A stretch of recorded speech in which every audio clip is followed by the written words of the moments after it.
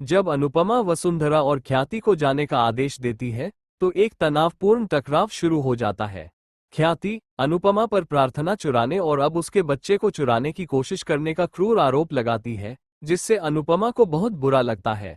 इस बीच माही, जो मानती है कि उसे खुश रहने का अधिकार है, अपने लिए तैयार होती है, लेकिन बादशाह उसे घसीटकर बाहर ले जाता है और फिर ख्याति उसे उसके विधवापन का अनादर करने के लिए बेरहमी से फटकार लगाती है।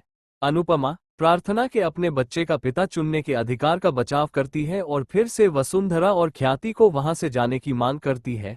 वसुंधरा अनुपमा पर उनकी बहू को छीनने की कोशिश करने का आरोप लगाकर पहले प्रार्थना से दोबारा शादी करके और अब एक विधवा से शादी करने की योजना बनाकर झगड़े को और बढ़ा देती है। उनके बाहर निकलने के बाद व्याकुल माही अनुपमा पर अपनी जिंदगी बर्बाद करने का आरोप लगाती है, लेकिन अंततः अनुपमा द्वारा आर्यन की मौत के लिए खुद को जिम्मेदार ठहराना बंद करने के लिए कहने पर दोनों के बीच भावनात्मक सुलह हो जाती है।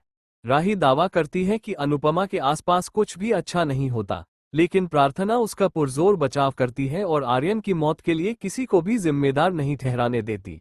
प्रेरित होकर अनुपमा माही को एक नई शुरुआत करने के लिए प्रोत्साहित करती है और उसकी दोबारा शादी करने का फैसला करती है। हसमुख इस कदम का समर्थन करता है, लेकिन लीला को डर लगता है, क्योंकि लीला को कोठारियों की प्रतिक्रिया की चिंता होती है। अनुपमा जोर देकर कहती है कि कोठारियों को इस फैसले का समर्थन करना चाहिए। इस उथल पुथल के बीच अंश चिंतित प्रार्थना को दिलासा देता है कि वह हमेशा उसका और उसके बच्चे का साथ देगा और वे अपनी आगामी शादी पर ध्यान केंद्रित करते हैं। एक हल्के फुल्के पल में जिग्नेश को हसमुख और मनोहर चिढ़ाते हैं, लेकिन सरिता उसे दिलासा देती है। जैसे ही दिन खत्म होता है, अनुपमा उत्साह से प्रार्थना करती है कि अंश और प्रार्थना की शादी अच्छी तरह से हो।